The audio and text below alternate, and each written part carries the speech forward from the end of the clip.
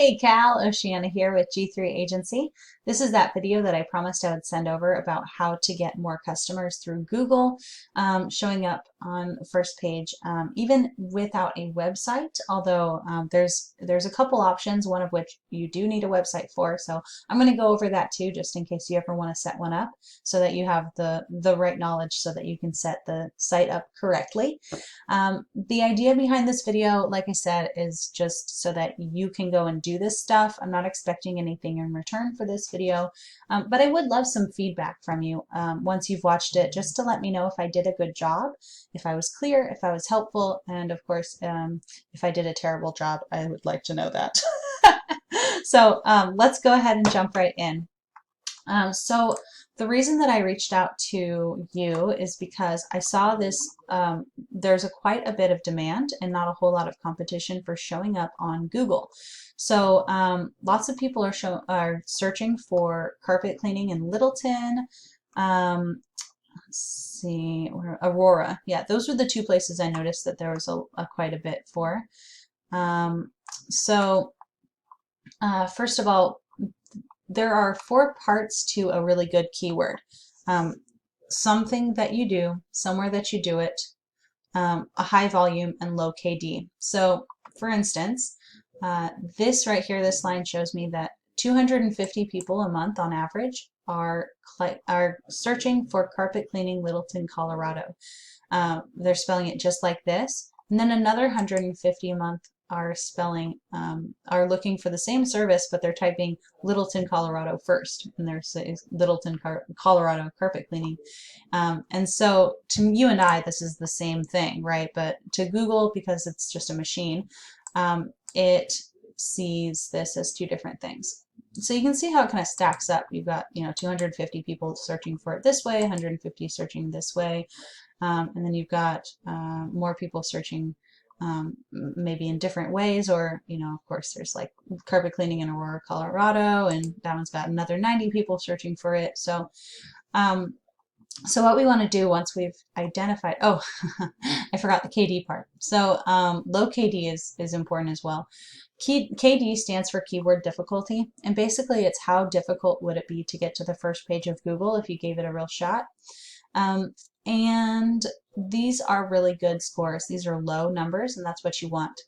Anything 5 and below is what we call low-hanging fruit, because it doesn't take as long or as much effort to show up for those words as something with a higher score, like say 10. This goes all the way up to 100, but once you get up to 10, it starts to be getting a little bit more difficult. And as you go up, by the time you're in the 40s, it's like it's going to take a while to get to the front to the first page. So. We really like to go after these like 5 and below especially. So let's check out what it looks like in Google when you type it in. So when you identify what word you want to go after, this is what you're going to want to do for each of them. Put it into Google and check out the competition. So first of all, we've got some ads. Most people skip past them, which is exactly what we're going to do. And then we got the map pack down here. This is the top 3 local results from the maps section of Google. And how you end up here, this is actually the part that you don't need a website for. And you can have a website, as you can see they have theirs listed here, but I regularly see people up in this section that don't have websites. So don't worry, you don't need one for this. So what you want to do in order to show up here is set up your Google My Business listing if you haven't already. And you can do that. Sorry, let me give me just 1 second. My brother's calling me. Okay, I'm back. That's my 8-year-old brother. He will keep calling. So yeah, so you want to make sure your Google My Business listing is up to date and accurate. Specifically your name, address, and phone number. And then you're going to take that same information, your name, address, and phone number, and plaster it all over different directories like Yelp, Yext, CityStar, White Pages, etc.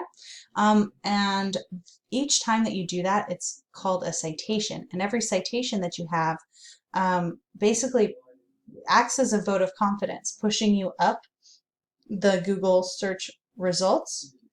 The Google Maps results.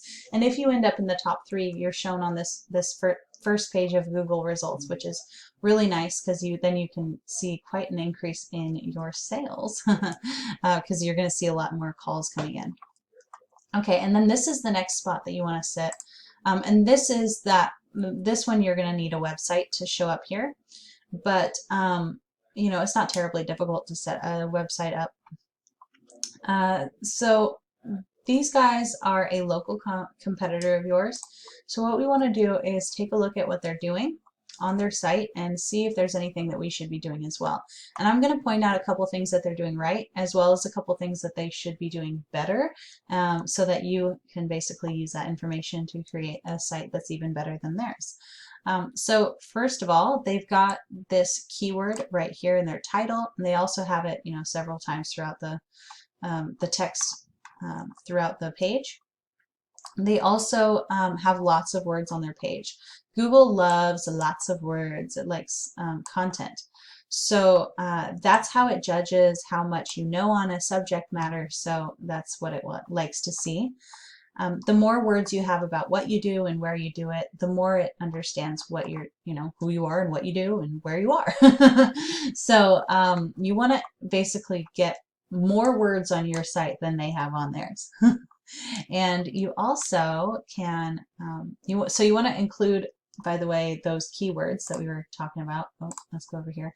So like this keyword and that keyword and whatever keywords you want to show up for, you're going to want to include those in your content like they did.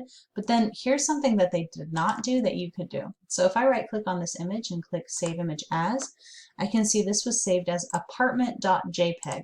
This is another spot where they could have saved their image as one of those keywords, and that would be another signal to Google that they should be at the top of Google. Obviously, they don't need to do that because they're already sitting at the top of Google, but that's something that I would suggest that you do because it is a really good way to indicate to Google that you're the one to show.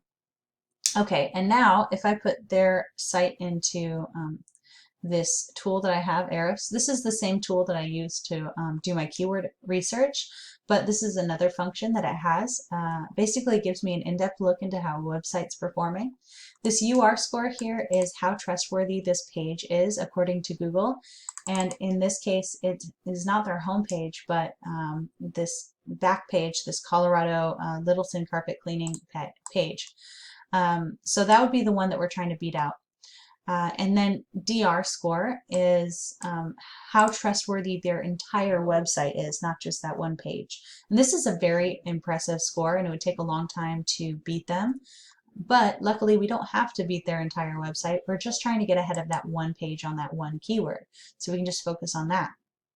And how we increase ours, once you have one, yours will start at 0. Google will be like, new site, who dis? And so these will start at like no data or zeros. But how you increase this score is with backlinks and referring domains. A backlink, just in case you don't know, a backlink is any link that goes from another website back to your website. So if somebody can click on another website and it takes you to your site, that's a backlink. And then a referring domain is any website that has at least one of those links on it. So we can see that your competition has 15 different websites pointing to this page a total of 70 times. And if I click on those, I can actually see what referring domains they have. This is a good way for me to show you a good example and a bad example of a backlink too. So this one here says cleaningservicereviewed.com. It's got a DR score of 70. The DR score again is the domain rating, so the trustworthiness of the entire website. And so this website's DR score is 70, and most likely whoever was working on getting these backlinks just went to cleaningservicesreviewed.com, created probably just created an account, or maybe reached out to them and said, hey, can you give me a review so that I have a backlink? And that passes some power over. The higher this number here, the more popularity or power or credibility that site will lend to your site, helping you show up higher in the search results. This would be a good example of a bad example. I love saying that. So this one here, mybookscoupons.com or mybookcoupons.com, it doesn't seem real relevant to me. Like this one's cleaning services, so yeah, it's relevant to cleaning services. But this one's like books. Like what does that have to do with cleaning?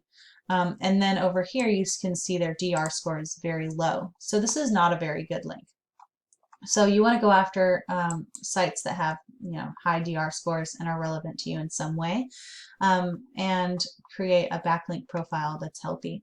Now, a few of these lower um, ranking websites is actually a good thing. Just a few sprinkled through just to keep it looking natural, so it doesn't look like you're just, you know, going out and just finding the best backlinks and putting them all in, you know. It's nice to have a few of the lower ones just to keep it kind of well-rounded. Okay, so that's it. I really hope that this was helpful for you, that you got something out of it, and I look forward to hearing whether or not you liked this video and if you're going to be using this information in some way. Thank you so much for your time and have a great week.